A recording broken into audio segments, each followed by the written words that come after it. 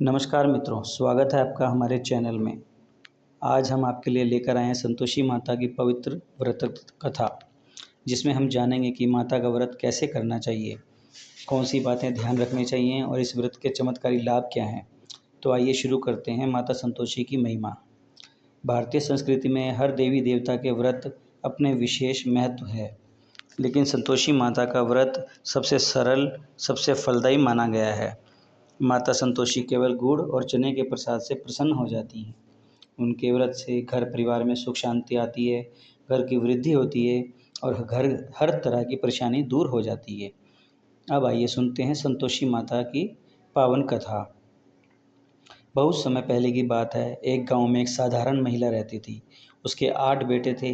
7 बेटे अपनी पत्नियों के साथ ऐश्वर्य में जीवन बिता रहे थे, लेकिन सबसे छोटा बेटा गरीब था। उसकी पत्नी बड़ी ही धर्मपरायण और ईमानदार थी।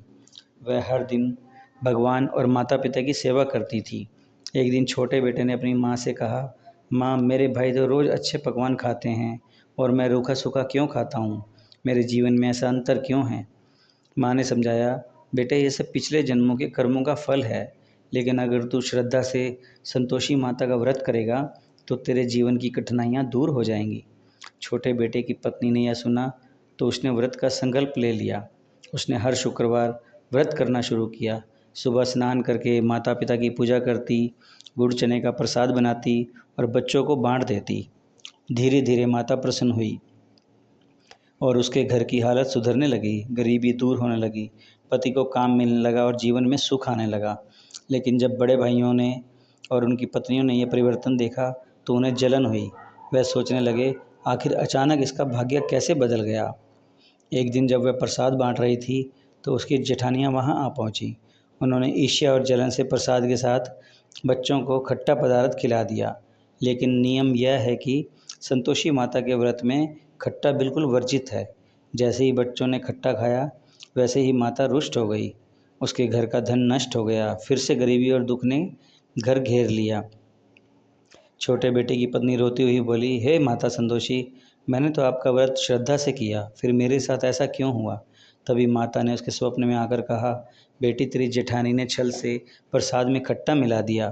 अब तो पूर्ण सावधानी से व्रत कर और ध्यान रख कि खट्टा ना लगे। उसने दोबारा व्रत करना शुरू किया। इस बार उसने सावधानी रखी। धीरे धीरे उसके घर की हालत फिर से सुधरने लगी। पति को धन और सम्मान मिलने लगा। राजा ने भी प्रसन्न होकर अपनी पुत्री का विवाह छोटे बेटे से कर दिया। अब उसकी जीवन सुख, समृद्धि और संतोष से भर गया। माता ने आशीर्वाद दिया, जो भी श्रद्धा और विश्वास से मेरा व्रत करेगा उसके जीवन से दरिद्रता और क्लेश दूर हो जाएगा। इस प्रकार संतोषी माता की यह कथा पूरी होती है। व्रत की विधि। आप जानते हैं संतोषी माता का व्रत कैसे करना चाहिए? व्रत शुक्रवार को किया जाता है। लगातार 16 शुक्रवार तक व्रत करना श्रेष्ठ माना गया है। सुबह स्नान कर घर को साफ करें और माता की प्रतिमा या चित्र स्थापित करें। एक कलश पर नारियल रखें और दीपक जलाएं। गुड़ चने का प्रसाद तैयार करें। माता की कथा पढ़ें या सुनें। पूजा के बाद जय संतोषी माता बोलते हुए आरती करें। प्रसाद घर के सभी सदस्यों और बच्चों में बांटें। अब इस व्रत में क्या ना करें?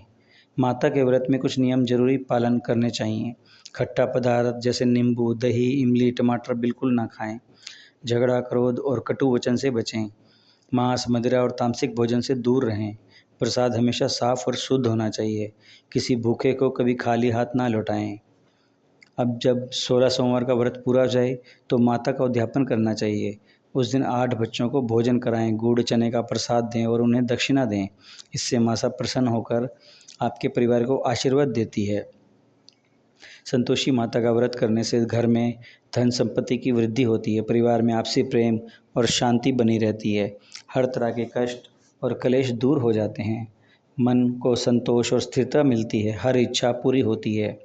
मित्रों, यह थी संतोषी माता की पावन व्रत कथा और विधि। अगर आप भी श्रद्धा से माता का व्रत करेंगे तो आपके जीवन में सुख, शांति, धन और संतोष की वर्षा होगी। वीडियो अच्छा लगे तो लाइक और शेयर ज़रूर करें और चैनल को सब्सक्राइब करना ना भूलें। जय संतोषी माता की।